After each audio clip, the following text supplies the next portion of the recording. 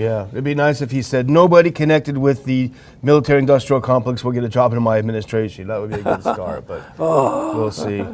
But so the last thing we want to talk about just briefly is kind of a follow-up, because yesterday we talked about the people in the Israeli army and how they're exhausted, they're depressed, they hate this war, it's a nightmare, they want it to be over.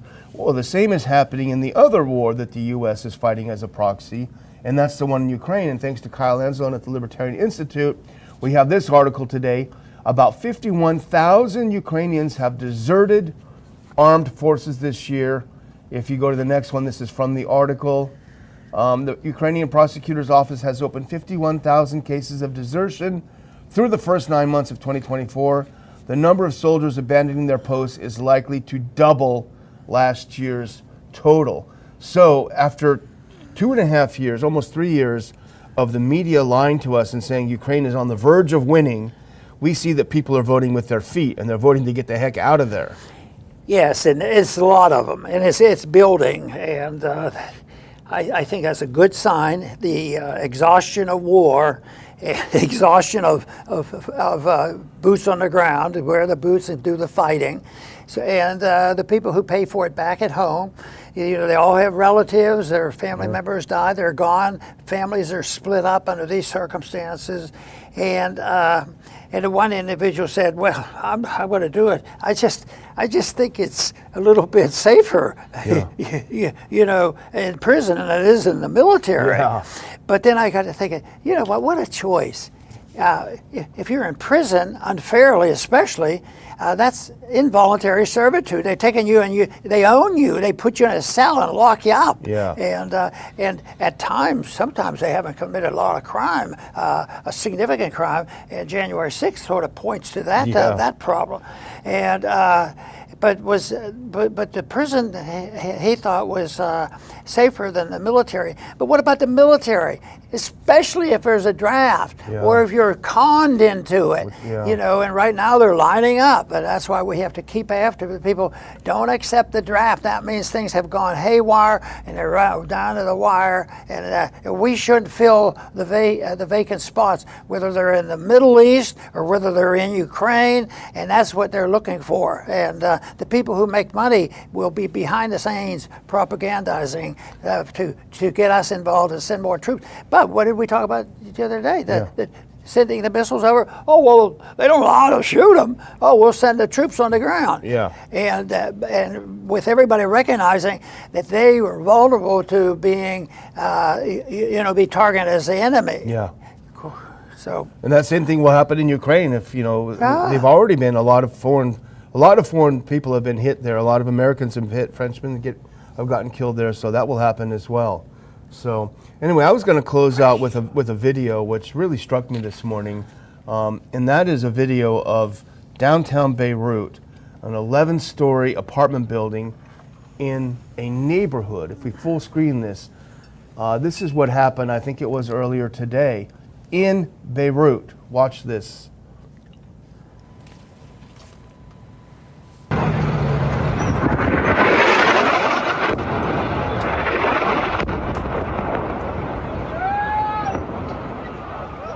You can even rewind that and play it one more time, actually, just to see this missile coming in and hitting look at that. People are living in that building. Now, there may be a bad guy somewhere in the neighborhood, I don't know, but people are living in that building. This was a U.S., now I forget the exact name of it, this was a U.S. missile and a U.S. supplied missile fired by the Israeli military into a civilian area, knocking down an 11-story residential building. Even if there was a bad guy somewhere, it's hard to justify this. And we can criticize Israel as much as we want. The fact of the matter is it was our government that provided those weapons. Our government is accountable to us. Americans should be doing something about this. Back to the old story that we've been talking about for, it's getting on like 20 years. Seems like it. Trying to head some of that stuff off in the Middle East, and it continues. There's still, even the places where we're going to stay for 20 years, okay, we've made them good Democrats and we can leave now. And then, well, we know that we're still there.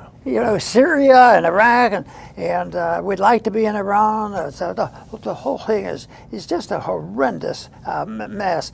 But I think the number one failure on the part of the American people is to know and understand and be willing to stand up for the fact that nobody should be put in harm's way, no matter what the excuse is, unless the people give permission. This is an act of war to do this, and if it gets vague, it's up to the Congress and the people to designate it. And Jefferson even had to do this. He says, I want the authority to do such and such, and it was very limited. And but now it's all out war. Yeah. And I think you can blame Truman for some of it. Yeah. Oh, Korea. Well, this is not a war. This is just a little police action, and we've had a lot of police actions around since that time. And it's up and down. They thought for sure the failure in Vietnam would end it, and it did. And it was not until Bush went into the Middle East, we finally got that bad image off our chest about Vietnam. Yeah. Well, and we always like to say if the shoe was on the other foot, say that Russia gave Cuba a missile and Cuba fired it into some American neighborhoods. Yeah, we would retaliate against Cuba, but we would also say to Russia, why'd you give him that missile? We're pretty mad at you too. That's the case with us. We are getting the anger is coming onto us from the whole region, and it's not our battle. And everything is a political decision, tit for tat.